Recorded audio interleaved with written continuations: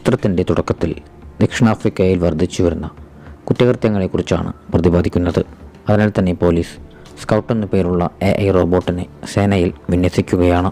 ആരും പേടിക്കേണ്ടതില്ലെന്നും റോബോട്ടിൽ software update നടത്താൻ കഴിയുന്നത് തങ്ങൾക്ക് മാത്രമാണെന്നും അത് അതീവ സുരക്ഷയുള്ള കീ ഉപയോഗിച്ചാണ് ചെയ്യുന്നതെന്നും റോബോട്ടിൻ്റെ നിർമ്മാതാക്കളായ ടെക്ട്രാവൽ എന്ന കമ്പനി ജനങ്ങൾക്ക് ഉറപ്പ് നൽകിയിരുന്നു.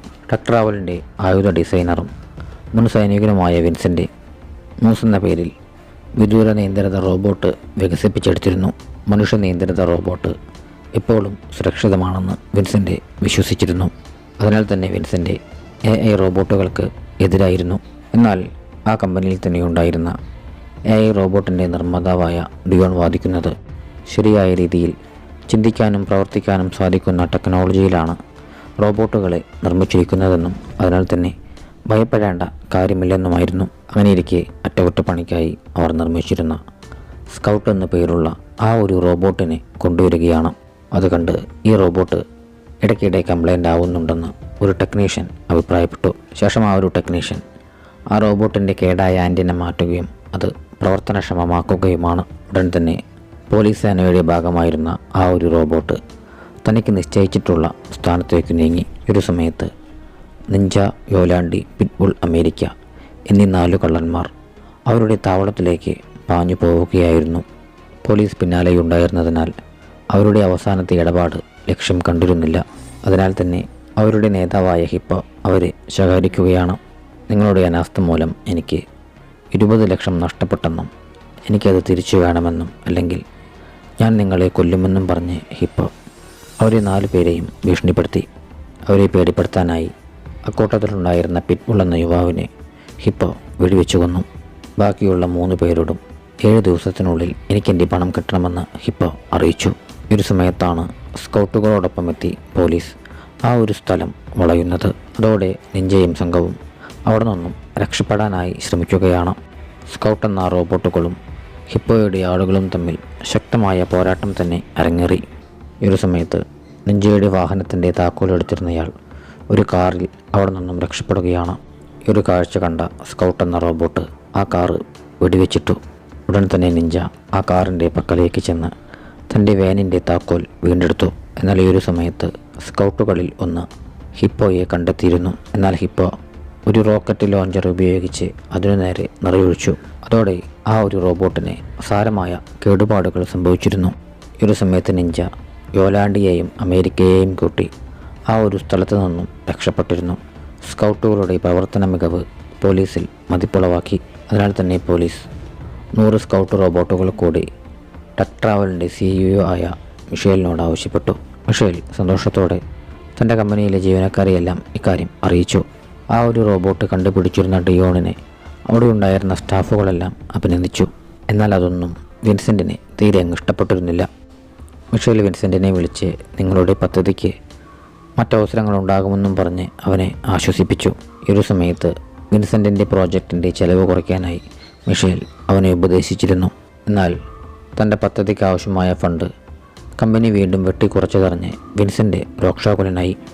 ഹിപ്പോ വെടിവെച്ചിട്ടിരുന്ന ആ ഒരു സ്കൗട്ടിനെ പരിശോധിക്കാനായി ഡിയോൺ വെയർഹൗസിലേക്ക് പോയി. അതിൻ്റെ കേടുപാടുകൾ കണ്ട ഡിയോൺ CPU മാത്രം പുറത്തെടുക്കാനും ബാക്കിയെല്ലാം നശിപ്പിച്ചു കളയാനും ജീവനക്കാർക്ക് നിർദ്ദേശം നൽകി. ഇതേ സമയം നിഞ്ചയുടെ ടീം മറ്റൊരു ഒളി സങ്കേതത്തിലേക്ക് ചേക്കേറിയിരുന്നു. ഈ ഒരു സമയത്ത് എൻ്റെ പണം ഞാൻ പറഞ്ഞിരുന്ന ഡേറ്റിൽ തന്നെ തിരിച്ചു തരണമെന്നും പറഞ്ഞ് ഭീഷണിപ്പെടുത്തിക്കൊണ്ട് ഹിപ്പോ അവനെ വിളിച്ചിരുന്നു. നമുക്ക് വലിയൊരു കളവ് നടത്തി ഹിപ്പോയ്ക്ക് കൊടുക്കാനുള്ള പണം നൽകി ബാക്കി പണവുമായി എവിടെ നിന്നും രക്ഷപ്പെടാമെന്ന് യോലാണ്ടി നിഞ്ചയോട് നിർദ്ദേശിച്ചു. അതോടെ ബാങ്കിലേക്ക് പണവുമായി പോകുന്ന ഏതെങ്കിലും വാഹനം കൊള്ളയടിക്കാമെന്ന് നിഞ്ച കണക്കുകൂട്ടി. അത് അപകടമാണെന്നും സ്കൗട്ടുകൾ നമ്മുടെ പുറകെ വരുമെന്നും അമേരിക്ക അവന് മുന്നറിയിപ്പ് നൽകി. ഇത് കേട്ട യോലാണ്ടി സ്കൗട്ടുകൾ ഓഫാക്കി വയ്ക്കാൻ ഒരു റിമോട്ട് കാണുമെന്നും നമുക്ക് ടെക്ട്രാവലിലെ ഏതെങ്കിലും സ്റ്റാഫിനെ തട്ടിക്കൊണ്ടുവന്ന് അത് കൈക്കലാക്കാമെന്നും നിർദ്ദേശിച്ചു. ശേഷം കാണിക്കുന്നത് ജോലി കഴിഞ്ഞ് വീട്ടിലേക്ക് എത്തുന്ന ഡിയോണിനെയാണ്. ശേഷം ഡിയോൺ താനുണ്ടാക്കിയിരുന്ന AI സോഫ്റ്റ്വെയർ വീണ്ടും വികസിപ്പിക്കുകയാണ്. അങ്ങനെ അവൻ AIയുടെ മികച്ച മറ്റൊരു പതിപ്പുണ്ടാക്കി. പിറ്റേന്ന് ഡിയോൺ കമ്പനിയുടെ വെയർഹൗസിലേക്ക് ചെല്ലുകയാണ്. പൊളിക്കാനായി കൊടുത്തിരുന്ന ആ ഒരു സ്കൗട്ട് നശിപ്പിക്കരുതെന്ന് അവൻ ജോലിക്കാരോട് പറഞ്ഞു. മനുഷ്യനേക്കാൾ മികച്ച AI സാങ്കേതികവിദ്യ താൻ വികസിപ്പിച്ചെടുത്തെന്ന് അവൻ മിഷേലിനോട് പറഞ്ഞു. ആ റോബോട്ടിനെ ഒരു മനുഷ്യനെ പോലെ പെരുമാറാനും പാട്ടുകളും കവിതകളുമെല്ലാം എഴുതുവാൻ സാധിക്കുമെന്നും അവൻ സന്തോഷത്തോടെ മിഷേലിനെ അറിയിച്ചു. എന്നാൽ അവൻ്റെ ഈ അവകാശവാദങ്ങൾ മിഷേലെ ചിരിച്ചു തള്ളുകയാണ് ചെയ്തത്. സ്കൗട്ടിൽ തൻ്റെ പുതിയ പ്രോഗ്രാം ഇൻസ്റ്റാൾ ചെയ്തോട്ടെ എന്ന് അവൻ മിഷേലിനോട് അനുവാദം ചോദിച്ചു. സംഭവം നല്ലതാണെങ്കിലും കമ്പനിക്ക് ഇതുകൊണ്ട് യാതൊരുവിധ പ്രയോജനവുമില്ലെന്നും പറഞ്ഞുകൊണ്ട് ഡിയോണിൻ്റെ ആ ഒരു പ്രൊജക്റ്റ് മിഷേൽ നിരസിച്ചു. നിരാശയോടെ ഡിയോൺ തൻ്റെ സീറ്റിലേക്ക് മടങ്ങി. ഏറെ നേരത്തെ ആലോചനകൾക്കു ശേഷം എന്തായാലും മുന്നോട്ട് പോകാമെന്നു തന്നെ ഡിയോൺ തീരുമാനിച്ചു. അങ്ങനെ ഡിയോൺ വെയർഹൗസിലേക്ക് ചെന്ന് ആരും കാണാതെ നശിപ്പിക്കാൻ കൊടുത്ത ആ ഒരു സ്കൗട്ട് കൈക്കലാക്കി കൊണ്ടുപോവുകയാണ്. ശേഷം അവൻ സോഫ്റ്റ്വെയർ അപ്ഡേറ്റ് ചെയ്യാനുള്ള കീയായി ഉപയോഗിക്കുന്ന ചിപ്പെടുത്തു. പിന്നീട് അവൻ സ്കൗട്ടിൻ്റെ കുറച്ച് സ്പെയർ പാർട്സുകൾ കൂടി കൈവശപ്പെടുത്തി. ശേഷം അവൻ അവിടെ നിന്നും തൻ്റെ വീട്ടിലേക്ക് പോവുകയാണ്. എന്നാൽ ഈ ഒരു സമയത്ത് നിഞ്ചയുടെ ടീം അവനെ തടയുകയും തട്ടിക്കൊണ്ടു പോവുകയും ചെയ്തു. ഒളിസങ്കേതത്തിലേക്ക് കൊണ്ടുപോയി നിഞ്ച ഡിയോണിനെ മർദ്ദിച്ചു. റോബോട്ടുകൾ ഓഫാക്കാനുള്ള റിമോട്ട് ഞങ്ങൾക്ക് നൽകണമെന്ന് അവർ ഡിയോണിനോട് പറഞ്ഞു. എന്നാൽ ആ റോബോട്ടുകൾക്ക് റിമോട്ടില്ലെന്ന് ഡിയോൺ അവർക്ക് മറുപടി നൽകി. ഈ ഒരു സമയത്ത് അമേരിക്ക ഡിയോണിൻ്റെ വാനിലുള്ള സാധനങ്ങൾ യോലാണ്ടയ്ക്കും നിഞ്ചയ്ക്കും കാണിച്ചു കൊടുക്കുകയാണ്. അത് കണ്ടതോടെ യോലാണ്ടയുടെ മനസ്സിൽ ഒരാശയം ഉദിച്ചു. അങ്ങനെ അവർ ഡിയോണിനോട് ആ റോബോട്ടിനെ തങ്ങളുടെ ആവശ്യത്തിനായി അസംബിൾ ചെയ്ത് തരാനായി പറയുകയാണ്. അത് ഞാൻ പരീക്ഷണത്തിനായി കൊണ്ടുവന്ന റോബോട്ടാണെന്ന് അവൻ അവർക്ക് മറുപടി നൽകി. അത് വിജയിച്ചാൽ ആ റോബോട്ടിനെ നിങ്ങൾക്ക് ആവശ്യമുള്ള രീതിയിൽ പരിശീലിപ്പിച്ചെടുക്കാനായി സാധിക്കുമെന്നും അതിനെ കുട്ടികളുടെ മനസ്സായിരിക്കുമെന്നും അങ്ങനെയാണ് ആ ഒരു പ്രോഗ്രാം എന്നും അവൻ അവരോട് വിവരിച്ചു. അതിൻ്റെ ചാർജിങ് യൂണിറ്റ് കംപ്ലൈൻ്റ് ആയെന്നും അതിനാൽ തന്നെ 5 ദിവസത്തിനുള്ളിൽ ബാറ്ററി കഴിഞ്ഞ് അത് നിന്നു പോകുമെന്നും ഡിയോൺ അവരെ അറിയിച്ചു. ശേഷം ഡിയോൺ അതിൻ്റെ ഹാർഡ്വെയറുകളെല്ലാം ഇൻസ്റ്റാൾ ചെയ്തു. പിന്നീട് പുതിയ സോഫ്റ്റ്വെയർ അതിലേക്ക് കയറ്റാനായി അതീവ സെക്യൂരിറ്റിയുള്ള ആ ഒരു കീ അവൻ ഉപയോഗിച്ചു. അവനത് ഓണാക്കിയ പാടെ ആ റോബോട്ട് ഒരു കുട്ടിയെപ്പോലെ ഭയപ്പെടുകയും ഒളിഞ്ഞിരിക്കുകയും ചെയ്തു. അത് കണ്ട് യോലാണ്ടി ഒരമ്മയെപ്പോലെ അതിനെ സ്നേഹത്തോടെ പുറത്തേക്ക് വിളിച്ചു. തൻ്റെ പ്രോഗ്രാം ശരിയായ രീതിയിൽ പ്രവർത്തിക്കുന്നത് കണ്ട് ഡിയോണിന് ഒരുപാട് സന്തോഷമായി. പതിയെ ആ ഒരു റോബോട്ട് അവരുടെ ഭാഷ പഠിക്കുവാൻ ആരംഭിച്ചു. പിന്നീട് യോലാണ്ടി ആ ഒരു റോബോട്ടിനെ ചാപ്പി എന്ന് പേരിട്ടു. ഈ ഒരു സമയത്ത് നിഞ്ച ഡിയോണിനോട് അവിടുന്ന് പോകാൻ പറഞ്ഞുകൊണ്ട് അവനെ ഭീഷണിപ്പെടുത്തുകയാണ്. ഈ നേരത്തെ ഡിയോൺ ഞാനാണ് നിന്നെ സൃഷ്ടിച്ചതെന്ന് ചാപ്പിയോട് പറഞ്ഞിരുന്നു. ചാപ്പിയെ പരിശീലിപ്പിക്കാനായി ഡിയോണിൻ്റെ ആവശ്യമുണ്ടെന്ന് യോലാണ്ടി നിഞ്ചയെ പറഞ്ഞു മനസ്സിലാക്കാനായി ശ്രമിച്ചെങ്കിലും അവനതിന് സമ്മതിച്ചില്ല. ദേഷ്യത്തോടെ നിഞ്ച വെടിയുതിർത്തതോടെ ഡിയോൺ അവിടെ നിന്നും പോകാൻ നിർബന്ധിതനായി. ഈ ഒരു സമയത്ത് ടെക് ട്രാവൽ കമ്പനിയുടെ വെയർഹൗസിലേക്ക് സോഫ്റ്റ്വെയർ അപ്ഡേറ്റ് ചെയ്യാനുള്ള ആ ഒരു കീ മോഷ്ടിക്കാനായി വിൻസെൻ്റ് നുഴഞ്ഞു കയറിയിരുന്നു. അതിനായി ചെന്നപ്പോഴാണ് അതവിടെ ഇല്ലെന്നുള്ള വസ്തുത അവൻ തിരിച്ചറിയുന്നത്. പിന്നീട് കമ്പ്യൂട്ടറിൽ പരിശോധിച്ചപ്പോൾ അത് കേടായി പോയിരുന്ന ആ ഒരു സ്കൗട്ടിനകത്ത് ആരോ ഇൻസ്റ്റാൾ ചെയ്തിട്ടുണ്ടെന്ന് അവൻ തിരിച്ചറിഞ്ഞു. പിറ്റേന്ന് രാവിലെ ചാപ്പി നിഞ്ചയുടെ ഒളിത്താവളം മുഴുവൻ നടന്ന് വീക്ഷിച്ചു. ചാപ്പി ആകാംക്ഷയോടെ അവിടെ ഉണ്ടായിരുന്ന വസ്തുക്കളെല്ലാം എടുത്തു നോക്കി. ഈ ഒരു കാഴ്ച കണ്ട് നിഞ്ച അവനെ വെടിവെക്കാനായി പരിശീലിപ്പിക്കുകയാണ്. നിഞ്ചയുടെ പെരുമാറ്റ രീതി കണ്ട് ചാപ്പിക്ക് ഭയം തോന്നിയിരുന്നു. വെടിവെക്കാനായി നിഞ്ച ചാപ്പിയെ നിർബന്ധിച്ചു. എന്നാൽ ലക്ഷ്യം തെറ്റി അത് അവിടെ ഉണ്ടായിരുന്ന പഞ്ചിങ് ബാഗിലാണ് കൊണ്ടിരുന്നത്. ഇതെല്ലാം കണ്ട് ചാപ്പിക്ക് ഒരു കുട്ടിയുടെ മനസ്സാണെന്നും പറഞ്ഞുകൊണ്ട് യോലാണ്ടി നിഞ്ചയെ വഴക്ക് പറഞ്ഞു. നിരാശയോടെ നിഞ്ച ഹിപ്പോയ്ക്ക് പണം കൊടുത്തില്ലെങ്കിൽ അവൻ നമ്മളെ കൊന്നുകളയുമെന്നുള്ള കാര്യം അവരെ ഓർമ്മിപ്പിച്ചു. ഈ സമയം ഡിയോൺ കമ്പനിയിലിരുന്ന് ഒരു കുട്ടിയെ എങ്ങനെയാണ് കാര്യങ്ങളെല്ലാം പഠിപ്പിച്ചെടുക്കുക എന്ന് ഇൻ്റർനെറ്റിൽ പരതിക്കൊണ്ടിരിക്കുകയായിരുന്നു. ഈ ഒരു സമയത്ത് വിൻസെൻ്റ് അവിടേക്ക് എത്തി കാണാതെ പോയിരുന്ന ആ ഒരു കീയെപ്പറ്റി അവനോട് ചോദിച്ചു. വിൻസെൻ്റ് ഉണ്ടാക്കിയിരുന്ന മൂസ് എന്ന റോബോട്ടിൻ്റെ സുരക്ഷ പരിശോധിക്കാനായി അത് ആവശ്യമുണ്ടെന്ന് അവൻ ഡിയോണിനെ അറിയിച്ചു. അതിനെല്ലാം ഓരോ പ്രോട്ടോക്കോളുകളുണ്ടെന്നും പറഞ്ഞ് ഡിയോൺ അത് നിഷേധിച്ചു. ദേഷ്യത്തോടെ വിൻസെൻ്റ് തൻ്റെ തോക്ക് ഡിയോണിന് നേരെ ചൂണ്ടി. നീ കാരണം എൻ്റെ പ്രൊജക്റ്റിന് പൈസ കിട്ടുന്നില്ലെന്നും പറഞ്ഞുകൊണ്ട് അവൻ ഡിയോണിനെ കുറ്റപ്പെടുത്തി. അവൻ വീണ്ടും ആ ഒരു കീ ചോദിച്ചെങ്കിലും ഡിയോൺ നിഷേധിച്ചു. ദേഷ്യത്തോടെ വിൻസെൻ്റ് ട്രിഗർ വലിച്ചു. അതിൽ ഉണ്ടയില്ലെന്നും താനൊരു തമാശ വെപ്പിച്ചതാണെന്നും വിൻസെൻ്റ് ഏവരോടും പറഞ്ഞു. ആ കീ എടുത്തിരിക്കുന്നത് ഡിയോൺ തന്നെയാണെന്ന് വിൻസെൻറ്റിന് ഉറപ്പായിരുന്നു. അതിനാൽ തന്നെ വിൻസെൻ്റ് ഓഫീസ് വിട്ടിറങ്ങിയ ഡിയോണിനെ അവനറിയാതെ പിന്തുടരാൻ ആരംഭിച്ചു. ഒരു സമയത്ത് യോലാണ്ടയും അമേരിക്കയും ചേർന്ന് ചാപ്പിയെ പഠിപ്പിക്കുകയായിരുന്നു. യോലാണ്ട് ചാപ്പിയോട് അവളവൻ്റെ മമ്മിയാണെന്നാണ് പറഞ്ഞിരുന്നത്. പിന്നീട് അങ്ങോട്ട് ചാപ്പി അവളെ മമ്മി എന്ന് വിളിക്കാൻ ആരംഭിച്ചു. അല്പസമയത്തിനു ശേഷം ഡിയോൺ അവിടേക്കെത്തി. നിഞ്ച മടങ്ങിയെത്താറായിട്ടുണ്ടെന്ന് യോലാണ്ടി ഡിയോണിനെ മുന്നറിയിപ്പ് നൽകി. അവിടേക്കെത്തിയ ഡിയോൺ ചാപ്പി ഗുണ്ടകളെ പോലെ സംസാരിക്കുന്നത് കണ്ട് ഞെട്ടിപ്പോയി. എന്നിരുന്നാലും താനുണ്ടാക്കിയ റോബോട്ടിൻ്റെ മികവ് കണ്ട് അവൻ സന്തോഷിച്ചു. നിയമവിരുദ്ധമായി ഒന്നും ചെയ്യരുതെന്ന് അവൻ ചാപ്പിയെ കൊണ്ട് സത്യം ചെയ്യിപ്പിച്ചു. അത് കേട്ടതോടെ യോലാണ്ടിക്ക് നിരാശയായി. പിന്നീട് അവൻ ചാപ്പിക്ക് ഒരു പുസ്തകം നൽകിക്കൊണ്ട് ചാപ്പിയെ പെയിൻറ് ചെയ്യാനായി പഠിപ്പിച്ചു. ഇക്കാര്യങ്ങളെല്ലാം ഡിയോണ് പുറകെ അവിടേക്ക് എത്തിയിരുന്ന വിൻസെൻ്റ് ഒളിഞ്ഞു നിന്ന് വീക്ഷിക്കുന്നുണ്ടായിരുന്നു.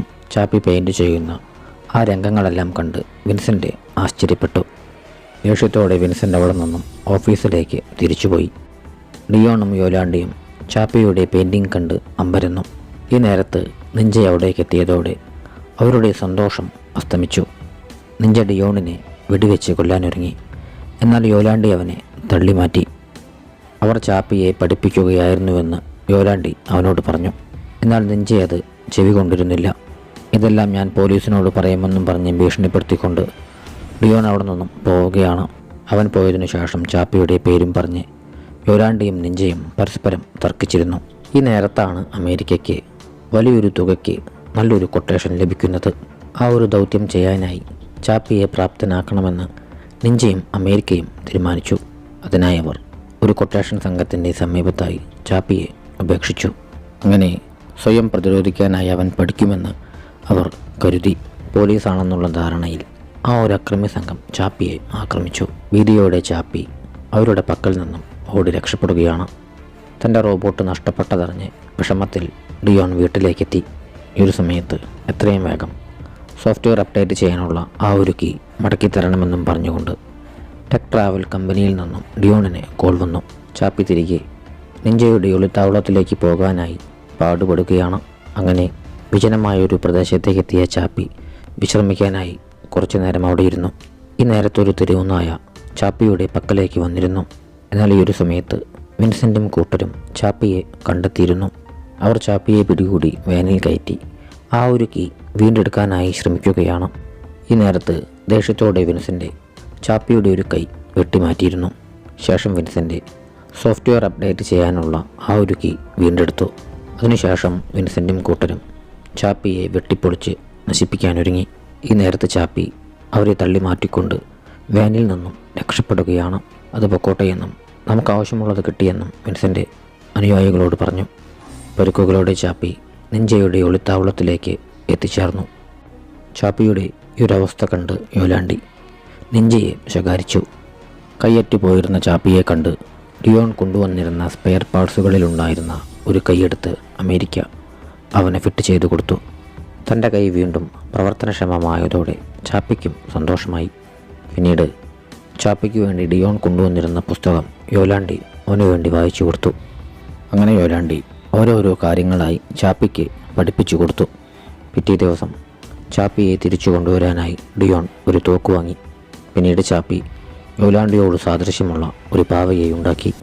ഇതിഷ്ടമാവാതെ നിഞ്ച അവനെ തടസ്സപ്പെടുത്തി. ഞാൻ നിന്നെ കൂടുതൽ ശക്തനാക്കാൻ ആഗ്രഹിക്കുന്നെന്നും പറഞ്ഞ് നിഞ്ച തലേ ദിവസത്തെ സംഭവത്തിന് ക്ഷമാപണം നടത്തി. ഒരു ഗുണ്ടയെ പോലെ പെരുമാറാനായി നിഞ്ച ചാപ്പിയെ പഠിപ്പിച്ചു. എന്നാൽ ആളുകളെ വെടിവെച്ച് കൊല്ലുന്നതിനോട് ചാപ്പിക്ക് താല്പര്യമുണ്ടായിരുന്നില്ല. അതോടെ നിഞ്ച രോക്ഷാകുലനായി. എന്നാൽ അമേരിക്ക അവനെ ശാന്തനാക്കി. അമേരിക്ക തന്ത്രപൂർവ്വം പിന്നീട് ചാപ്പിയെ ആളുകളെ കുത്താനായി പഠിപ്പിച്ചു. കുത്തിയാൽ പ്രശ്നമൊന്നുമില്ലെന്നും ആളുകൾ ഉറങ്ങുക മാത്രമാണ് ചെയ്യുകയെന്നും പറഞ്ഞ് അമേരിക്ക ചാപ്പിയെ തെറ്റിദ്ധരിപ്പിച്ചു. പിന്നീട് ആയുധം ഉപയോഗിച്ചുള്ള മറ്റായോധന കലകളും അവർ ചാപ്പിയെ പഠിപ്പിച്ചു. അതിനുശേഷം അവർ ചാപ്പിയുടെ ദേഹത്ത് പെയിൻ്റ് അടിക്കുകയും ഒരു ഗുണ്ടയെപ്പോലെ അവൻ്റെ ശരീരത്തിൽ ആഭരണങ്ങൾ അണിയിക്കുകയും ചെയ്തു. പിന്നീട് അവർ ചാപ്പിയെയും കൊണ്ടുപോയി തോക്ക് കാണിച്ച് ഒരാളുടെ കാറ് തട്ടിയെടുക്കാനായി ചാപ്പിയോട് പറയുകയാണ്. എന്നാൽ ചാപ്പി തോക്ക് ഉപയോഗിക്കാതെ അവിടെ ഉണ്ടായിരുന്ന മറ്റൊരായുധം കയ്യിലെടുത്തു. കാർ തട്ടിയെടുക്കുന്ന സമയത്ത് ചാപ്പി ആ ഒരു കാറ് നശിപ്പിച്ചിരുന്നു. അതോടെ തങ്ങളുടെ പ്ലാൻ പാളിപ്പോയെന്നും മനസ്സിലാക്കി നിഞ്ച ചാപ്പിയെയും കൂട്ടി അവിടെ നിന്നും രക്ഷപ്പെടുകയാണ്. പോകുന്ന സമയത്ത് നിഞ്ച ചാപ്പിയെ ശകാരിച്ചു. കാർ നമുക്ക് വിൽക്കാനുള്ളതാണെന്നും അതിനാൽ തന്നെ അത് നശിപ്പിക്കരുതെന്നും അവർ ചാപ്പിയെ ബോധ്യപ്പെടുത്തി. അങ്ങനെ ചാപ്പിയുടെ സഹായത്തോടെ അവർ കുറച്ചു കാറുകൾ മോഷ്ടിച്ചു. പിന്നീട് നിഞ്ചയും അമേരിക്കയും ചേർന്ന് ചാപ്പിയെ കിങ് എന്ന കള്ളക്കടത്തുകാരൻ്റെ താവളത്തിലേക്ക് കൊണ്ടുപോയി. ചാപ്പിയെ കണ്ട് പോലീസാണെന്നോ തെറ്റിദ്ധരിച്ച് അവിടെയുണ്ടായിരുന്ന സംഘാംഗങ്ങൾ പരിഭ്രാന്തരായി. ചാപ്പിയെ പ്രവേശന കവാടത്തിൽ നിർത്തിക്കൊണ്ടവർ കിങ്ങിൻ്റെ പക്കലേക്ക് ചെന്നു. കാറുകൾക്ക് പകരമായി കിങ് അവർക്ക് ആയുധങ്ങളും സ്ഫോടക വസ്തുക്കളും നൽകി. ഒരു സമയത്ത് ചാപ്പി ആ പരിസരത്തുണ്ടായിരുന്ന ഒരു ചത്ത നായയുടെ ശരീരം കണ്ടിരുന്നു. തിരിച്ചെത്തിയ നിഞ്ച ജീവിതം കഠിനമാണെന്നും അതിജീവിക്കാൻ പോരാട്ടം ആവശ്യമാണെന്നും ചാപ്പിയോട് പറഞ്ഞു. എന്നാൽ ചാപ്പി അത് നിഷേധിച്ചു. എന്നെ നശിപ്പിക്കാനാവില്ലെന്ന് ചാപ്പി നിഞ്ചയോട് പറഞ്ഞു. നിന്റെ ബാറ്ററി തീർന്നാൽ നീ മരിച്ചു പോകുമെന്ന് നിഞ്ച ചാപ്പിയെ അറിയിച്ചു. എന്നാൽ ഒരിക്കലും ഡിയോൺ തന്നെ അങ്ങനെ നിർമ്മിക്കില്ലെന്ന് ചാപ്പി വാദിച്ചു. നീ കവർച്ച നടത്താൻ ഞങ്ങളെ സഹായിച്ചാൽ ഞാൻ നിനക്ക് ഒരു പുതിയ ശരീരം വാങ്ങിത്തരാമെന്ന് നിഞ്ച ചാപ്പിക്ക് വാഗ്ദാനം നൽകി. അങ്ങനെ അവരെ സഹായിക്കാമെന്ന് ചാപ്പി തീരുമാനമെടുത്തു. ഈ ഒരു സമയത്താണ് ചാപ്പിയെ അന്വേഷിച്ച് ഡിയോൺ നിഞ്ചയുടെ ഒളിത്താവളത്തിലേക്ക് എത്തുന്നത്. ചാപ്പി നിഞ്ചയ്ക്കൊപ്പം പുറത്തു പോയിരിക്കുകയാണെന്ന് യോലാണ്ടി ഡിയോണിനെ അറിയിച്ചു. കുറച്ചു സമയത്തിനു ശേഷം നിഞ്ചയും കൂട്ടരും ഒളിത്താവളത്തിലേക്ക് മടങ്ങിയെത്തി. ഡിയോൺ ചാപ്പിയുടെ ശ്രദ്ധയാകർഷിക്കാനായി ശ്രമിച്ചെങ്കിലും അതവനെ അവഗണിച്ചു. കുറ്റകൃത്യങ്ങൾ ചെയ്യാൻ നിഞ്ചയെ സഹായിച്ചതിൻ്റെ പേരിൽ ഡിയോൺ ചാപ്പിയെ വഴക്ക് പറഞ്ഞു. എന്നാൽ ചാർജ് തീരാറായ ബാറ്ററി ഉപയോഗിച്ചാണ് നീ എന്നെ നിർമ്മിച്ചതെന്നും പറഞ്ഞ് ചാപ്പി ഡിയോണിനെ കുറ്റപ്പെടുത്തി. കീ കിട്ടിയിരുന്ന വിൻസെൻ്റ് ടെക്ട്രാവലിൻ്റെ വെയർഹൗസിലേക്ക് ചെന്ന് സ്കൗട്ടുകളിലേക്ക് ഒരു സോഫ്റ്റ്വെയർ ഇൻസ്റ്റാൾ ചെയ്തു. അങ്ങനെ സ്കൗട്ടുകളിലെ പ്രോഗ്രാമിംഗ് തകരാറിലാവുകയാണ്. അതോടുകൂടി പോലീസ് സേനയിലുണ്ടായിരുന്ന സ്കൗട്ടുകൾ ഓരോന്നായി നിശ്ചലമാകാൻ തുടങ്ങി. അത് അപകടങ്ങൾക്ക് വഴിവെച്ചു. അതോടുകൂടി ചാപ്പിയും പ്രവർത്തനരഹിതമാവുകയാണ്. അതോടെ നെഞ്ചയ്ക്കു നേരെ തോക്ക് ചൂണ്ടിക്കൊണ്ട് ഡിയോൺ ചാപ്പിയെ അവിടെ നിന്നും കൊണ്ടുപോവുകയാണ്. സ്കൗട്ടുകൾ നിശ്ചലമായതറിഞ്ഞ് ഹിപ്പോയും കൂട്ടരും നഗരം കൊള്ളയടിക്കാൻ ആരംഭിച്ചു. അതോടെ നഗരത്തിൻ്റെ ക്രമസമാധാന നില താളം തെറ്റി. അതോടെ പോലീസ് സ്കൗട്ടുകളുടെ ഉപയോഗം നിർത്തി മനുഷ്യ പോലീസിനെ വിന്യസിപ്പിച്ചു. ഈ ഒരു ന്യൂസ് കേട്ടതോടെ വിൻസെൻറ്റിന് ഒരുപാട് സന്തോഷമായി. സ്കൗട്ടുകളെ ഡീആക്ടിവേറ്റ് ചെയ്യുന്ന പ്രോഗ്രാം വിൻസെൻ്റ് തുടർന്നു കൊണ്ടിരിക്കുകയാണ്. എന്നാൽ അത് പൂർത്തിയാക്കുന്നതിന് മുൻപ് ചാപ്പിയെയും കൊണ്ട് ഡിയോൺ അവിടേക്ക് എത്തിയിരുന്നു. ശേഷം ഡിയോൺ ചാപ്പിയെ റീബൂട്ട് ചെയ്യാനായി ശ്രമിക്കുകയാണ്. ഈ ഒരു സമയത്താണ് വിൻസെൻ്റ് അതിലേക്ക് കയറ്റിയിരുന്ന ആ ഒരു വൈറസ് ഡിയോൺ കാണാനിടയാവുന്നത്. പിന്നീട് ഡിയോൺ ചാപ്പിയിൽ നിന്നും ആ ഒരു പ്രോഗ്രാം റിമൂവ് ചെയ്തു. അങ്ങനെ ചാപ്പി റീബൂട്ട് ആവുകയും ഉണരുകയും ചെയ്തു. എത്രയും വേഗം നമുക്കിവിടെ നിന്നും പോകണമെന്ന് ഡിയോൺ ചാപ്പിയോട് പറഞ്ഞു. എന്നാൽ ഈ ഒരു സമയത്താണ് ചാപ്പി വിൻസെൻ്റ് ഉണ്ടാക്കിയിരുന്ന മൂസ് എന്ന റോബോട്ടിനെ കാണുന്നത്. അങ്ങനെ അവൻ മൂസിന് നിർദ്ദേശം നൽകാനായി നിർമ്മിച്ചിരുന്ന അവിടെ ഉണ്ടായിരുന്ന ഒരു ഹെൽമെറ്റ് കയ്യിലെടുത്തു. ഈ ഒരു സമയത്ത് അവൻ അവിടെ ഉണ്ടായിരുന്ന മറ്റൊരു സ്കൗട്ടിൻ്റെ ബോഡി ശ്രദ്ധിച്ചിരുന്നു. തന്നെ ആ റോബോട്ടിലേക്ക് മാറ്റിയാൽ തൻ്റെ ജീവൻ രക്ഷപ്പെടുമെന്ന് ചാപ്പി പ്രതീക്ഷിച്ചു. അത് സാധ്യമല്ലെന്ന് ഡിയോൺ ചാപ്പിയെ അറിയിച്ചു. കാരണം ചാപ്പിയുടെ മെമ്മറിയിൽ ഇപ്പോൾ ഡാറ്റയില്ല. ചാപ്പി ഇപ്പോൾ പ്രവർത്തിക്കുന്നത് ഒരു മനുഷ്യൻ്റെ മനസ്സിന് സമാനമായിട്ടാണ്. അത്തരത്തിലാണ് ചാപ്പിക്ക് പ്രോഗ്രാം ചെയ്തിട്ടുള്ളതെന്നും ഡിയോൺ അവനെ അറിയിച്ചു. വിഷമത്തോടെ തനിക്കധിക നാളിനി ആയുസില്ലെന്ന് മനസ്സിലാക്കി ചാപ്പി അവിടെ നിന്നും ഓടിപ്പോവുകയാണ്. ഈ ഒരു സമയത്ത് അവൻ മ്യൂസിലേക്ക് മനുഷ്യൻ്റെ തലച്ചോറിൽ നിന്നും ഡാറ്റ കൈമാറിയിരുന്ന ഹെൽമെറ്റ് മോഷ്ടിച്ചിരുന്നു. ഡിയോൺ ചാപ്പിയുടെ പുറകെ പോയെങ്കിലും ഈ ഒരു സമയത്താണ് അവന് മിഷേലിൽ നിന്നും ഒരു കോൾ വരുന്നത്. പിന്നീട് നിരവധി പോലീസ് ഉദ്യോഗസ്ഥർ ടെക്ട്രാവലിൻ്റെ വെയർഹൗസിലേക്ക് പ്രവേശിക്കുകയാണ്. അതോടെ വിൻസെൻ്റ് തൻ്റെ ലാപ്ടോപ്പ് അടച്ചു വെച്ചുകൊണ്ട് അവിടെ നിന്നും ഒന്നും അറിയാത്ത ഭാവത്തിൽ പുറത്തേക്കിറങ്ങി. ചാപ്പി ഒളിസങ്കേതത്തിലേക്ക് മടങ്ങി ന്യൂറൽ ഹെൽമെറ്റ് കമ്പ്യൂട്ടറുമായി ബന്ധിപ്പിച്ചു. നീ എന്താണ് ചെയ്യുന്നതെന്ന് യോലാണ്ടി അവനോട് ചോദിച്ചു. അതോടെ ഹെൽമെറ്റ് പ്രവർത്തിക്കുന്നുണ്ടോ എന്നറിയാനായി ചാപ്പി അത് യോലാണ്ടിയുടെ തലയിലേക്ക് വെച്ചു. മനുഷ്യൻ്റെ ബോധത്തെ ഒരു പുതിയ ശരീരത്തിലേക്ക് പകർത്താനായി ആ ഹെൽമെറ്റ് ഉപയോഗിച്ച് ചാപ്പി പ്രോഗ്രാമിംഗ് ചെയ്തു. സ്കൗട്ട് റോബോട്ടുകൾക്ക് എന്താണ് സംഭവിച്ചതെന്ന് അന്വേഷിക്കാനായി മിഷേൽ ഡിയോണിനോട് ഉത്തരവിട്ടു. ഈ അവസരം മുതലാക്കി വിൻസെൻ്റ് തൻ്റെ റോബോട്ടായ മ്യൂസിനെ വിന്യസിക്കാനായി മിഷേലിനോട് അനുവാദം ചോദിച്ചെങ്കിലും മിഷേൽ അത് നിരസിച്ചു. പിറ്റേന്ന് രാവിലെ ചാപ്പി തൻ്റെ മനസ്സ് കമ്പ്യൂട്ടറിലേക്ക് പകർത്താനായി ഒരു ന്യൂറൽ പ്രോഗ്രാം തയ്യാറാക്കാനായി ശ്രമിച്ചു. ആദ്യമൊക്കെ പരാജയപ്പെട്ടെങ്കിലും നിരവധി പരിശ്രമങ്ങൾക്കൊടുവിൽ ചാപ്പിക്കത് നിർമ്മിക്കാനായി സാധിച്ചു. പിന്നീട് നിഞ്ച കവർച്ചയ്ക്ക് പോകാനായി അവനെ തയ്യാറാക്കി. പിന്നീടവർ പണം കൊണ്ടുപോകുന്ന ഒരു ട്രക്ക് വളയുകയാണ്. ചാപ്പിയുടെ സഹായത്തോടെ അവർ ഉദ്യോഗസ്ഥരെ വാനിൽ നിന്നും പുറത്താക്കി പണം തട്ടാനായി ശ്രമിക്കുകയാണ്. ഈ സമയത്ത് സ്കൗട്ടുകൾ ഓഫ്ലൈൻ പോയതിൻ്റെ പ്രധാന കാരണം ഡിയോൺ കണ്ടെത്തിയിരുന്നു. ദേഷ്യത്തോടെ അവൻ വിൻസെൻറ്റിൻ്റെ പക്കലേക്ക് ചെന്നു. ഒരു സമയത്തവർ ചാപ്പി ആ ഒരു വാൻ കൊള്ളയടിക്കുന്ന കാഴ്ച ടി വിയിലൂടെ കാണുകയാണ്. അതോടെ വിൻസെൻറ്റിനെ ഭീഷണിപ്പെടുത്തിക്കൊണ്ട് ഡിയോൺ ചാപ്പിയുടെ പക്കലേക്കോടി. ഈ ഒരു സമയത്ത് ചാപ്പി താൻ ആക്രമിച്ചിരുന്ന ഉദ്യോഗസ്ഥൻ്റെ പക്കലേക്ക് ചെല്ലുകയായിരുന്നു. ഉദ്യോഗസ്ഥൻ പേടിച്ചു വിരണ്ടെങ്കിലും അയാളോട് ക്ഷമ ചോദിക്കാൻ വേണ്ടിയായിരുന്നു ചാപ്പി ആ ഉദ്യോഗസ്ഥൻ്റെ പക്കലേക്ക് പോയിരുന്നത്. ഈ സമയത്ത് വിൻസെൻ്റ് മിഷേലിൻ്റെ പക്കലേക്ക് ചെന്നിരുന്നു. ഡിയോണിൻ്റെ പുതിയ AI പ്രോഗ്രാമാണ് സ്കൗട്ടുകൾ ഓഫായി പോകാൻ കാരണമെന്നും പറഞ്ഞ് വിൻസെൻ്റ് മിഷേലിനെ തെറ്റിദ്ധരിപ്പിച്ചു. ഇന്നലെ രാത്രി ഡിയോൺ ഒരു സ്കൗട്ടുമായി ഇവിടേക്ക് വന്നിരുന്നെന്ന് വിൻസെൻ്റ് മിഷേലിനെ അറിയിച്ചു. അതോടെ ഡിയോൺ അവൻ്റെ പുതിയ AI ഉപയോഗിക്കാനുള്ള അനുവാദം ചോദിച്ചിരുന്നത് മിഷേൽ ഓർത്തെടുത്തു. അതിനാൽ തന്നെ വിൻസെൻറ്റിൻ്റെ സൃഷ്ടിയായ മൂസ് പ്രവർത്തനക്ഷമമാക്കാൻ അവൾ അനുവാദം നൽകി. അങ്ങനെ കമ്പനി മൂസിനെ ആക്റ്റീവാക്കി. അതേസമയം ഡിയോൺ തനിക്ക് ആവശ്യമായ ചില സാധനങ്ങൾ കമ്പനിയിൽ നിന്നും എടുത്ത് അവിടെ നിന്നും പാഞ്ഞു പോവുകയാണ്. ഇതേസമയം വിൻസെൻ്റ് തൻ്റെ ന്യൂറൽ ഹെൽമെറ്റ് ധരിച്ച് മ്യൂസിനെ പ്രവർത്തനക്ഷമമാക്കിയിരുന്നു. കൊള്ളയടിച്ച് ഒരുപാട് പണം ലഭിച്ചതോടെ എനിക്ക് പുതിയ ശരീരം വാങ്ങണമെന്ന് ചാപ്പി നെഞ്ചിയോട് നിർദ്ദേശിച്ചു. തന്നോട് ക്ഷമിക്കണമെന്നും അത് താനൊരു കള്ളം പറഞ്ഞതാണെന്നും ഈ സമയത്ത് നിഞ്ച ചാപ്പിയോട് വെളിപ്പെടുത്തി. അത് കേട്ടതോടെ ചാപ്പി കോപാകുലനായി. ദേഷ്യത്തോടെ ചാപ്പി കള്ളം പറഞ്ഞതിനെ അവരെ ഏവരെയും ശകാരിച്ചു. ഈ സമയത്ത് ഡിയോൺ അവിടേക്കെത്തി. ചാപ്പിയെ നശിപ്പിക്കാൻ കമ്പനി മൂസിനെ അയച്ചിട്ടുണ്ടെന്ന് അവരെ അറിയിച്ചു. മൂസിനെ പ്രവർത്തനരഹിതമാക്കാനുള്ള ആയുധങ്ങളാണ് ഡിയോൺ കമ്പനിയിൽ നിന്നും മോഷ്ടിച്ചിരുന്നത്. എന്നാൽ ചാപ്പി ഇനിയും ആരെയും ആക്രമിക്കാൻ ഇഷ്ടപ്പെട്ടിരുന്നില്ല.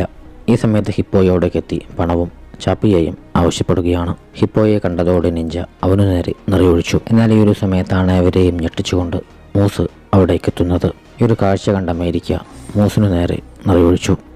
അതോടെ വിൻസെൻ്റ് നിയന്ത്രിച്ചിരുന്ന മൂസ് അമേരിക്കയെ രണ്ടായി കീറിയെറിഞ്ഞു. ഇത് കണ്ട് കോപാകുലനായ നിഞ്ച മൂസിനു നേരെ നിറയൊഴിക്കാൻ ആരംഭിച്ചു. പ്രതികാരമായി മൂസ് പണമടങ്ങിയിരുന്ന അവരുടെ വാനെ കത്തിച്ചു. മൂസ് പിന്നീട് പറന്നുയരുകയും അവർക്കു നേരെ സ്ഫോടക വസ്തുക്കൾ വിക്ഷേപിക്കുകയുമാണ്. ഈ കാഴ്ചകളെല്ലാം കണ്ട് ക്രൂരനായ വിൻസെൻ്റ് ചിരിക്കുകയായിരുന്നു. പിന്നീട് വിൻസെൻ്റ് അവിടെ ഡിയോണിനെ കണ്ടെത്തി. ഈ ഒരു കാഴ്ച കണ്ട് ചാപ്പി അവിടേക്കെത്തി മൂസിനു നേരെ നിറയൊഴിച്ചുകൊണ്ട് ബോംബെറിഞ്ഞു. എന്നാൽ ചാപ്പിക്ക് ആ ബോംബ് പൊട്ടിക്കാനാവുന്നതിലും മുൻപ് വിൻസെൻ്റ് അതിൻ്റെ കയ്യിലേക്ക് നിറയൊഴിച്ചു. പിന്നീട് മൂസ് നിറയൊഴിക്കാൻ ആരംഭിച്ചതോടെ ചാപ്പി അവിടെ ഉണ്ടായിരുന്ന യോലാണ്ടിയെ രക്ഷിക്കാനായി ശ്രമിക്കുകയാണ്. ഈ ഒരു സമയത്ത് ഡിയോൺ തൻ്റെ വാനിൽ കയറി അവിടെ നിന്നും രക്ഷപ്പെടാനായി ശ്രമിച്ചു. എന്നാൽ ആ വാഹനം കൈക്കലാക്കാനായി ഹിപ്പോ അവനെ ആക്രമിച്ചു. ഈ കാഴ്ച കണ്ട് നിഞ്ച ഹിപ്പോയെ തടയാനായി ശ്രമിച്ചെങ്കിലും ഹിപ്പോ നിഞ്ചയുടെ കാറിലേക്ക് നിറയൊഴിച്ചു. ശേഷം ഹിപ്പോ രക്ഷപ്പെടാൻ ശ്രമിച്ചിരുന്ന ഡിയോണിൻ്റെ വയറ്റിലേക്ക് നിറയൊഴിച്ചു. അതോടുകൂടി നിഞ്ച ഹിപ്പോയെ അടിച്ചു വീഴ്ത്തി. ഈ രംഗങ്ങൾ കണ്ട് ചാപ്പി അവിടേക്ക് ഓടിയെത്തി ഡിയോണിനെ വാനിലേക്ക് കയറ്റി. ശേഷം യോലാണ്ടിയും നിഞ്ചയും ചാപ്പിയും ആ ഒരു വാനിൽ അവനെയും കൂട്ടി അവിടെ നിന്നും രക്ഷപ്പെടാനായി ശ്രമിക്കുകയാണ്. ഒരു സമയത്ത് ന്യൂറൽ ഹെൽമെറ്റ് വീണ്ടെടുക്കാനായി ചാപ്പി വാഹനം നിർത്താനായി ആവശ്യപ്പെട്ടു. ഇക്കാര്യം മനസ്സിലാക്കിയ വിൻസെൻ്റ് ചാപ്പിക്ക് ആ ഒരു ഹെൽമെറ്റ് ലഭിക്കുന്നതിനു മുൻപ് അത് വെടിവെച്ച് നശിപ്പിച്ചു. ഡിയോണിനെ രക്ഷിക്കാനായി മറ്റൊരു ന്യൂറോൺ ഹെൽമെറ്റ് ആവശ്യമാണെന്നും അതെടുക്കാനായി ടെക് ട്രാവൽ കമ്പനിയിലേക്ക് പോകണമെന്നും ചാപ്പി നിഞ്ചയോട് പറഞ്ഞു. അവരോടും രക്ഷപ്പെടാൻ പറഞ്ഞുകൊണ്ട് നിഞ്ച മൂസിൻ്റെ ശ്രദ്ധ തിരിക്കാനായി ശ്രമിച്ചു. അങ്ങനെ നിഞ്ച മൂസിന് നേരെ നിറയൊഴിക്കാൻ ആരംഭിച്ചു. നിഞ്ചയുടെ ജീവൻ അപകടത്തിലാണെന്ന് മനസ്സിലാക്കി യോലാണ്ടി വാനിൽ നിന്നും ചാടിയിറങ്ങി. അവളൊരു തോക്കെടുത്ത് മൂസിന് നേരെ നിറയൊഴിക്കാൻ ആരംഭിച്ചു. അതോടെ മൂസ് യോലാണ്ടിക്ക് നേരെ നിറയൊഴിക്കുകയും അവൾ കൊല്ലപ്പെടുകയുമാണ്. ദാരുണമായ ഈ ഒരു കാഴ്ച കണ്ട് ചാപ്പി അവളുടെ പക്കലേക്ക് ഓടിയെത്തി. ഈ സമയത്ത് ചാപ്പി അവിടെ വീണു കിടന്നിരുന്ന അവൻ മൂസിൻ്റെ ശരീരത്തിൽ പതിപ്പിച്ചിരുന്ന ആ ഒരു ബോംബിൻ്റെ റിമോട്ട് കാണുകയാണ്. അവൻ ആ റിമോട്ട് എടുത്ത് ബോംബ് പൊട്ടിച്ച് മൂസിനെ ചിന്നിച്ചിതറിച്ചു. ചാപ്പിയും നിഞ്ചയും യോലാണ്ടിയുടെ മൃതദേഹം കണ്ട് വിതുമ്പി. രക്ഷാകുലനായ ചാപ്പി ആരാണ് എൻ്റെ അമ്മയെ കൊന്നതെന്നും എനിക്കവനെ തകർക്കണമെന്നും ഡിയോണിനോട് പറഞ്ഞു. പിന്നീട് ചാപ്പി ഡിയോണിനെയും കൂട്ടി ടെക് ട്രാവൽ കമ്പനിയിലേക്ക് ഡ്രൈവ് ചെയ്യുകയാണ്. അവിടെ എത്തിയ അവൻ ഡിയോണിനെ അകത്തേക്ക് കൊണ്ടുപോയി. ഈ ഒരു കാഴ്ച കണ്ട വിൻസെൻ്റ് ചാപ്പിക്ക് നേരെ നിറയൊഴിച്ചുകൊണ്ട് ഓടിമാറി. എന്നാൽ ചാപ്പി വിൻസെൻറ്റിനെ എറിഞ്ഞു വീഴ്ത്തി. വിൻസെൻ്റ് ഓടിമാറി രക്ഷപ്പെടാനായി ശ്രമിച്ചെങ്കിലും ചാപ്പി അവനെ പിന്തുടരുകയാണ്. തൻ്റെ അമ്മയെ കൊന്നെന്നും പറഞ്ഞ് ചാപ്പി അവന് നേരെ ആക്രോശിച്ചു. ശേഷം ചാപ്പി വിൻസെൻറ്റിനെ അതിക്രൂരമായി മർദ്ദിച്ചു. എങ്കിലും നല്ലവനായ ചാപ്പി അവനെ കൊന്നിരുന്നില്ല. പിന്നീട് ചാപ്പി മർദ്ദപ്രാണനായി കിടന്നിരുന്ന ഡിയോണിനെ വെയർ ഹൗസിലേക്ക് കൊണ്ടുപോയി. എന്നാൽ ഈ ഒരു സമയത്ത് പോലീസ് അവിടേക്ക് ഇരച്ചെത്തിയിരുന്നു. ഈ നേരത്തെ ചാപ്പി ന്യൂറൽ ഹെൽമെറ്റ് ഡിയോണിൻ്റെ തലയിലേക്ക് വെച്ചിരുന്നു. ശേഷം ചാപ്പി താനുണ്ടാക്കിയിരുന്ന പ്രോഗ്രാം ഉപയോഗിച്ച് ഡിയോണിൻ്റെ ബോധം ഒരു റോബോട്ടിലേക്ക് മാറ്റുകയാണ്. അതോടുകൂടി ആ ഒരു റോബോട്ട് ഡിയോണായി ഉണരുകയാണ്. ചാപ്പിയുടെ ബാറ്ററി തീരാറായതിനാൽ ചാപ്പിക്ക് വേണ്ടിയും അത് ചെയ്യാൻ ഡിയോൺ ആഗ്രഹിച്ചു. എന്നാൽ അവിടെ മറ്റൊരു സ്പെയർ റോബോട്ട് ഉണ്ടായിരുന്നില്ല. അതോടെ താൻ മരിക്കാൻ പോവുകയാണെന്ന് ചാപ്പിയും മനസ്സിലാക്കി. ഒരു സമയത്താണ് സ്കൗട്ടുകളിലേക്ക് വൈറസ് കയറ്റാനായി വിൻസെൻ്റ് അവിടുത്തെ ഒരു ലാപ്ടോപ്പ് ഉപയോഗിച്ചിരുന്ന കാര്യം ഡിയോണിന് ഓർമ്മ വരുന്നത്. ആ ലാപ്ടോപ്പ് ഉപയോഗിച്ച് ചാപ്പിയുടെ മനസ്സ് മറ്റൊരു റോബോട്ടിലേക്ക് ഡിയോണിനെ മാറ്റാനായി സാധിക്കുമെന്ന് അവൻ തിരിച്ചറിഞ്ഞു. ഈ ഒരു സമയത്ത് പോലീസ് അവിടുത്തെ വാതിൽ തകർത്ത് അവിടേക്ക് കടക്കുവാനായി ശ്രമിച്ചുകൊണ്ടിരിക്കുകയായിരുന്നു. ഈ ഒരു സമയത്ത് ചാപ്പി ആ ഒരു പ്രോഗ്രാം വീണ്ടും റണ്ണ് ചെയ്തു. പിന്നീട് ഡിയോൺ ചാപ്പിയുടെ ബോധം വിദൂര നിയന്ത്രണത്തിലുള്ള മറ്റൊരു സ്കൗട്ട് റോബോട്ടിലേക്ക് മാറ്റുകയാണ്. അതോടുകൂടി ചാപ്പി നിശ്ചലനായി. ഒടുവിൽ പോലീസ് വാതിൽ തുറന്നപ്പോൾ ഡിയോൺ അവിടുത്തെ വെന്റിലേറ്റർ വഴി ഓടി രക്ഷപ്പെട്ടു. പുറത്തേക്കിറങ്ങിയവൻ പുതിയ ശരീരവുമായി അവിടേക്ക് എത്തിയിരുന്ന ചാപ്പിയെ കണ്ടു. ഈ ഒരു നേരത്ത് വിഷമത്തോടെ നിഞ്ച തൻ്റെ സാധനങ്ങളെല്ലാം കത്തിച്ച് കളയുകയായിരുന്നു. ഈ നേരത്ത് അമ്മയുടെ മനസ്സെന്ന് ചാപ്പി എഴുതി വച്ചിരുന്ന ഒരു പെൻഡ്രൈവ് നിഞ്ച കാണാനിടയായി. അതോടെ യോലാണ്ടയിൽ ചാപ്പി ന്യൂറൽ ഹെൽമെറ്റ് ഉപയോഗിച്ചിരുന്നത് നിഞ്ചയ്ക്ക് ഓർമ്മ വന്നു. ചാപ്പി എന്ന യോലാണ്ടയുടെ മനസ്സ് വിജയകരമായി കോപ്പി ചെയ്തിരുന്നു. പിറ്റേ ദിവസം അവർ യോലാണ്ടയുടെ ശരീരം അടക്കം ചെയ്തു. ഞാനമ്മയ്ക്ക് ഒരു പുതിയ ശരീരം നൽകുമെന്ന് ചാപ്പി യോലാണ്ടയുടെ മൃതശരീരത്തിലേക്ക് നോക്കി വാഗ്ദാനം ചെയ്തു. ഈ സംഭവങ്ങളുടെ പശ്ചാത്തലത്തിൽ പോലീസ് സേനയിൽ റോബോട്ടുകളെ ഉപയോഗിക്കുന്നത് താൽക്കാലികമായി നിർത്തിവെച്ചു. മാത്രവുമല്ല, ചാപ്പിയെ അറസ്റ്റ് ചെയ്യാൻ ഇപ്പോൾ വാറന്റ് പുറപ്പെടുവിച്ചിരിക്കുകയാണ്. ദിവസങ്ങൾ കഴിഞ്ഞ് യോലാണ്ടിക്കായി ഒരു പുതിയ ശരീരം സൃഷ്ടിക്കാനായി ചാപ്പി ടെക് ട്രാവൽ കമ്പനിയുടെ കമ്പ്യൂട്ടർ നെറ്റ്വർക്ക് ഹാക്ക് ചെയ്തു. അങ്ങനെ ചാപ്പി അവിടുത്തെ യന്ത്രങ്ങൾ ഉപയോഗിച്ച് പുതിയൊരു യന്ത്രമനുഷ്യനെ നിർമ്മിച്ചു. ചാപ്പി പിന്നീട് പെൻഡ്രൈവിലാക്കിയിരുന്ന യോലാണ്ടിയുടെ മനസ്സ് ആ ഒരു റോബോട്ടിലേക്ക് ഇൻസ്റ്റാൾ ചെയ്തു. യോലാണ്ടിയായി കണ്ണു തുറക്കുന്ന ആ ഒരു റോബോട്ടിനെ കാണിച്ചുകൊണ്ടാണ് ചിത്രം അവസാനിക്കുന്നത്.